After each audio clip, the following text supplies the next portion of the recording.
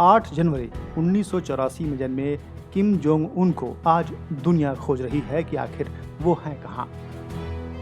उत्तर Korea के नेता Kim Jong Il के 3 बेटों में से सबसे छोटे किम जोंग उन का बचपन भी लोगों की नजरों से दूर बीता और लोग किम जोंग उन के बारे में बहुत कम जानते थे।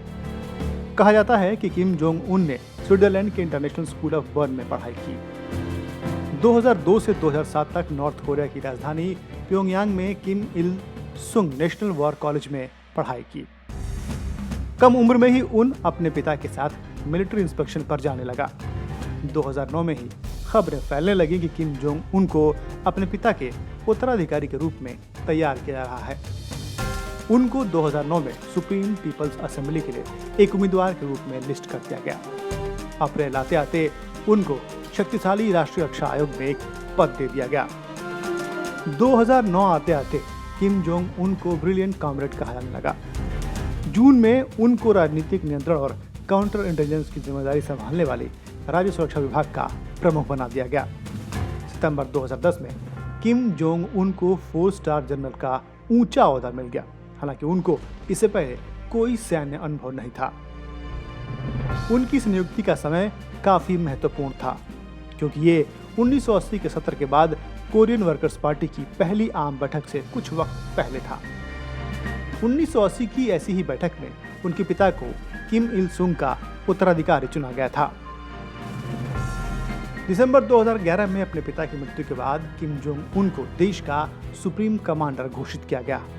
ये एक ऐसी उपाधि थी जो कि सरकार और उत्तर कोरिया की सेना दोनों को कंट्रोल करती थी। अप्रैल 2012 आते आते उनको कई आधिकारिक खिताबों से नवाजा गया। पहले किम जोंग उन को कोरियन वर्कर्स पार्टी का सेक्रेटरी, उसके बाद सेंट्रल मिलिट्री कमीशन का चेयरमैन और फिर नेशनल डिफेंस कमीशन का चेयरमैन बना दिया गया। ये वो पद थे जो उत्तर कोरिया की सरकार या कहें सब कुछ कंट्रोल करते थे। उनने बैंगजिन रणनीति बनाई जिसे वो समानांतर विकास कहा करता था। इसका मकसद उत्तर कोरिया के विकास के साथ साथ उसकी सैन्य शक्ति को बढ़ाना था। जून 2016 में सुप्रीम पीपल्स असेंबली के सम्मेलन में किम जोंग उन के कद को और मजबूत बनाने के लिए संविधान में संशोधन किया गया। इसमें स्टेट अफेयर्स कमीशन का गठन किया गया और उनको इसका नेता चुना गया। इसने नॉर्थ कोरिया की सबसे शक्तिशाली ब्यूरोक्रेटिक संस्था एनडीसी की जगह ले ली। किम जोंग उन के राज के शुरुआती सालों में 2 बातें काफी अहम थी। पहली, शक्ति के केंद्रीकरण पर जोर था और दूसरी, उत्तर कोरिया की अपने परमाणु कार्यक्रम के लिए बेताबी। दिसंबर 2013 में किम ने अपने चाचा जांग साक थाक को मरवा दिया। उनके चाचा किम जोंग इल के काफी करीबी लोगों में से एक थे। जांग की हत्या से चीन और उत्तर कोरिया के रिश्तों में खटास आ गई। जांग को चीन और उत्तर कोरिया के नजदीकी रिश्तों का हिमायती माना जाता था। कहते हैं नॉर्थ कोरिया में जो भी सरकार को नाखुश करता है उसका यही अंजाम होता है। किम जोंग इल के शासन में भी उत्तर कोरिया के परमाणु हथियार कार्यक्रम उन्नत थे। देश का पहला भूमिगत परमाणु परीक्षण अक्टूबर 2006 में हुआ। इसके कुछ दिनों पहले उत्तर कोरिया ने बैलिस्टिक मिसाइल के कई परीक्षण किए थे। फरवरी 2013 में किम जोंग उन के राज का पहला परमाणु परीक्षण हुआ।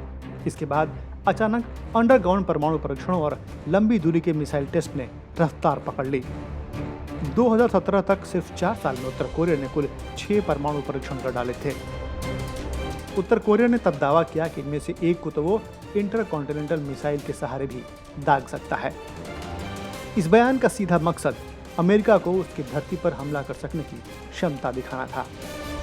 इसके बाद ट्रंप और उनकी ज़बानी जंग दुनिया ने देखी। हालांकि अब ट्रंप उनकी गंभीर बीमारी से चिंतित हैं और सलामती की उम्मीद कर रहे हैं। ये वीडियो आपको कैसा लगा हमें कमेंट करके ज़रूर बताएं।